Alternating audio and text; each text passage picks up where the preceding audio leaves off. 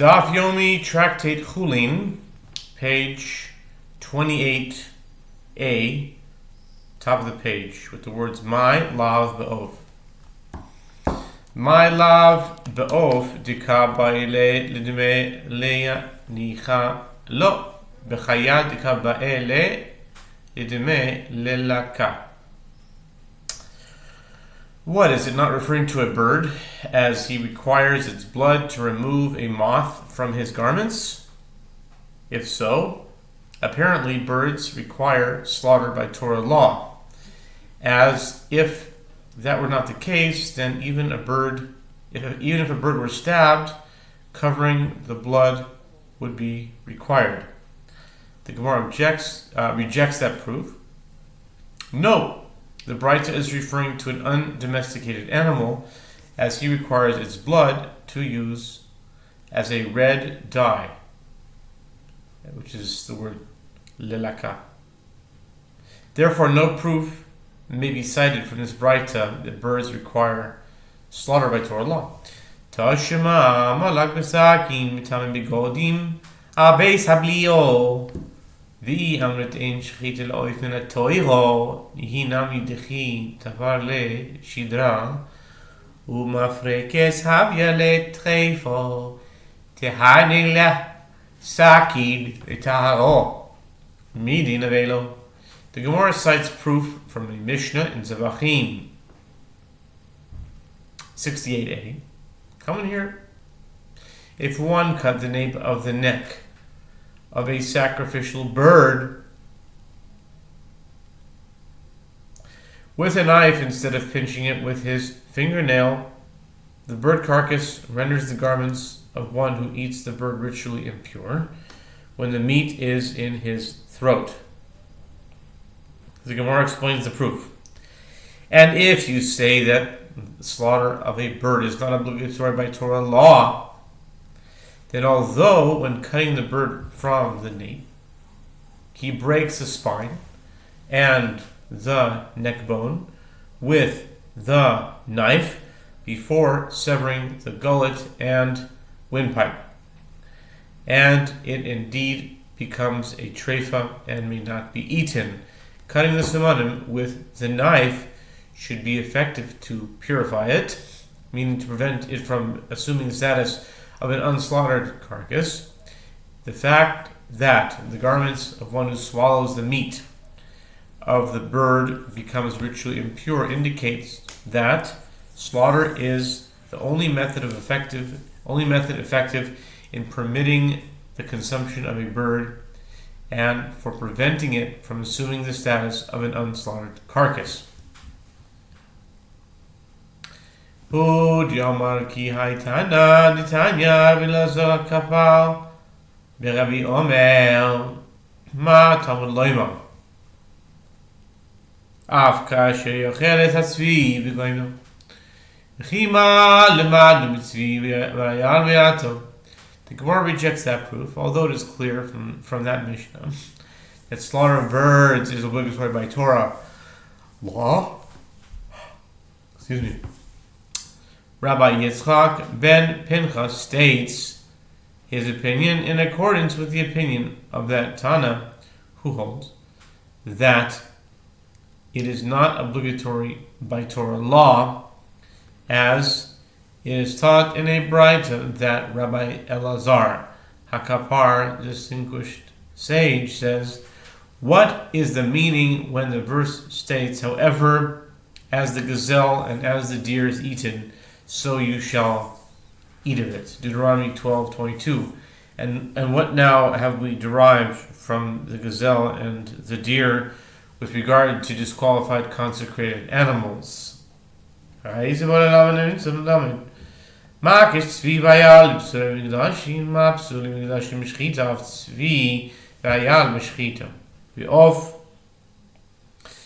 Ein lo shchita b'divrei Torah, elo b'divrei Soferim. These two undomesticated animals come in the verse to teach a halacha with regard to disqualified consecrated animals. And it is found that a halacha is derived from the case of disqualified consecrated animals in their regard. The Torah juxtaposes a gazelle and a deer to disqualified consecrated animals to teach. Just as disqualified consecrated animals are rendered fit for consumption through slaughter, so too a gazelle and a deer are rendered fit for consumption only through slaughter. But for a bird, slaughter is not obligatory by Torah law. Rather, the obligation is by rabbinic law. Man Tana, di Paligale, di Rabbi Lazar Kapal, Rabbi Titania, Rabbi Omer, Vizavachta, Kasher Tziviticha. Belamed Shinitztava Moshe, ala Veshet, Velakone. Vial Roiv, Echad Boiv.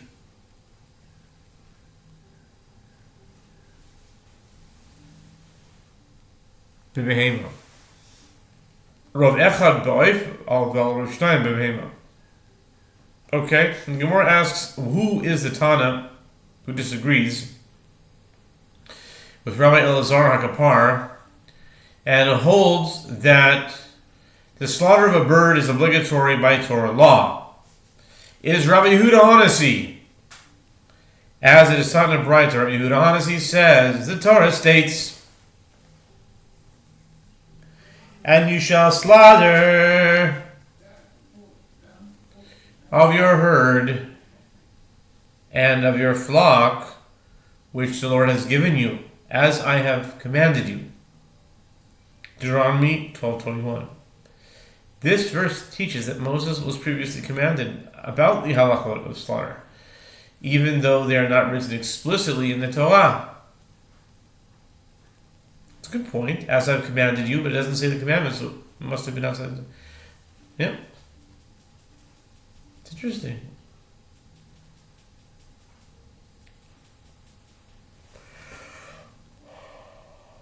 He was commanded about cutting the gullet and about cutting the windpipe and about the requirement to cut the majority of one siman for a bird and the majority of two simanim for an animal. Echad boy vitmal Rabbi Nachman amal Oveshet okana Rav bar Ahava amal Veshet v'lo kana. Rav Nachman amar Oveshet okana. Echad katani Echad.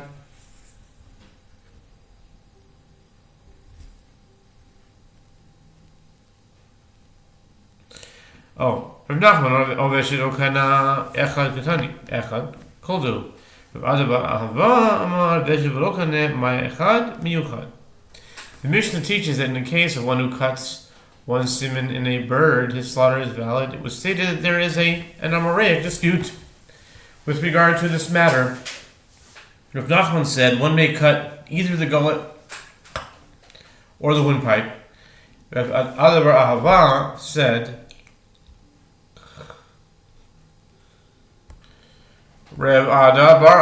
said one must cut the gullet for the slaughter to be valid, but cutting the windpipe is not sufficient. The Gemara explains the formulation of the Mishnah according to the opinion of Ishamayre. Rav Nachman said one may cut either the gullet or the windpipe. One siman is taught in the Mishnah, meaning that the slaughter is valid if he severs one, indicating that either siman is valid. Rav Adabar said one must cut the gullet for the slaughter to be valid, but cutting the windpipe is not sufficient. What is the meaning of one in the Mishnah? It means special one, the gullet. Siman is shachat chatza'in, gargeres pagima dichatas ha'oiv. The Gemara provides a mnemonic for the proofs to be cited by the Gemara. Slaughter halves windpipe deficiency of a bird sin offering. Maze Fei.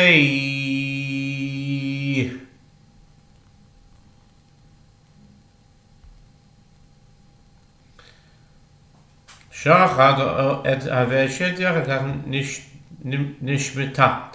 הגרגרס כשרו. נשמת הגרגרס ואחר כך שחט את הוושת פסולה. שחט את הוושת ונמצאת גרגרס שמותה ואין יודע אם קודם שחיטה נשמתה. אם לאחר שחיטה נשמתה זה היה מעשה, ואמרו כל ספק בשחיטה פסולה,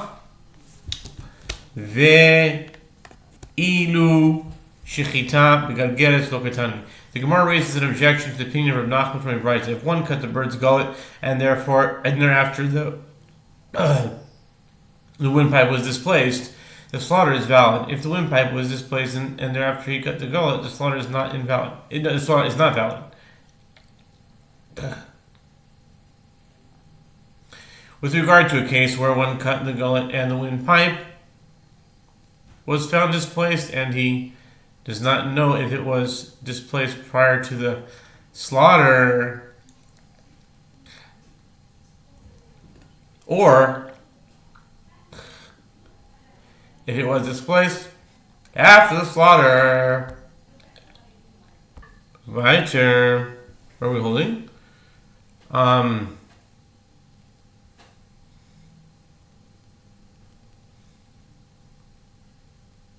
Okay, let's start from where we were before. Okay, the Gemara raised an objection to the opinion of Rav Nachman right. Okay, if one cut the bird's gullet and thereafter the windpipe was displaced, the slaughter is valid. If the windpipe was displaced and thereafter he cut the gullet, the slaughter is not valid. With regard to a case where one cut the gullet and the windpipe was found displaced and he does not know if it was displaced prior to the slaughter or if it was displaced after the slaughter, that was an incident that transpired. And the sages said, in any case of uncertainty with regard to the slaughter is not valid. The Braita mentions only the case of cutting the gullet, while cutting the windpipe is not taught. The Braita supports the opinion of Rav Azar bar Ahava and is contrary to the opinion of Rav Nachman. Mishum de geres avida leish demote. The Gemara rejects that proof. The Braita mentions only the cutting of the gullet and the displacement of the windpipe, not because slaughter may be performed only by cutting the gullet.